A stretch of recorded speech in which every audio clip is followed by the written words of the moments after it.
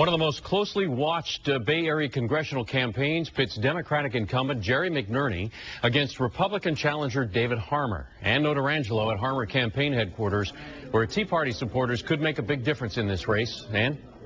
And Al and I really could be at any campaign headquarters tonight across the country. And this is what you're going to see. You're going to see people calling supporters, hoping that they can get out the vote to their supporters to make sure that their candidate wins. As you mentioned, we're at the Harmer campaign, closely contested race between the incumbent Democrat and then, of course, David Harmer, who is the Republican.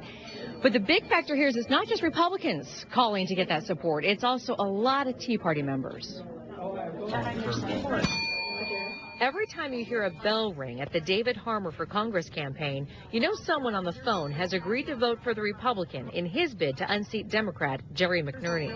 I've made over 3,000 calls. I've walked 5 or 6 precincts. I would say 1,000 hours maybe. And like about half the people here, George Hefner is a Tea Party member. And yes, he believes Tea Partiers are a bit different. There's Republicans that are willing to vote and they're happy with the Republican candidates, but the Tea Party people are committed to making a change. No matter what happens tomorrow, the Tea Party has certainly changed the landscape of this election. California GOP Vice Chair Tom Del Beccaro says Tea Partiers are having a significant impact on the congressional races. There's no question that there are more volunteers on the Republican side in this election than in 2008, than in 2006 or 2004. Are you a little surprised by your own enthusiasm or your own passion for politics right now? Well, yes.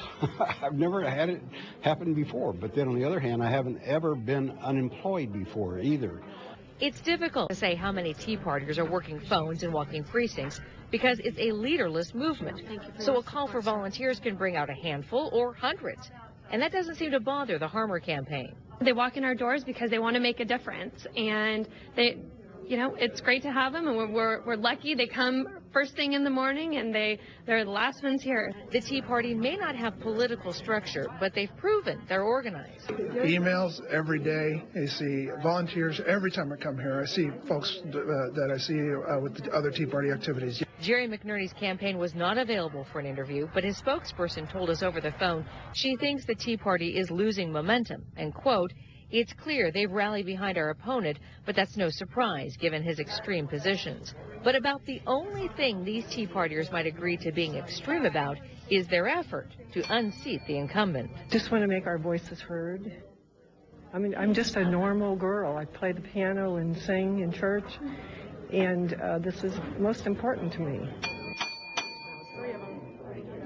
Win or lose on Tuesday, many of the Tea Party members that I've spoken with say what they don't want to happen is they don't want this effort to be just a one-election phenomenon. In fact, Alan, they say Wednesday morning they plan on starting their search for who they think they can elect as president.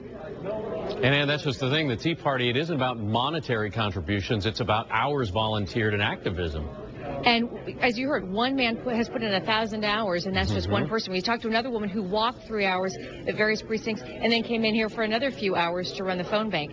And so, yes, they're putting in a lot of time. Yeah, dedication. All right, Ann Notarangelo, thanks.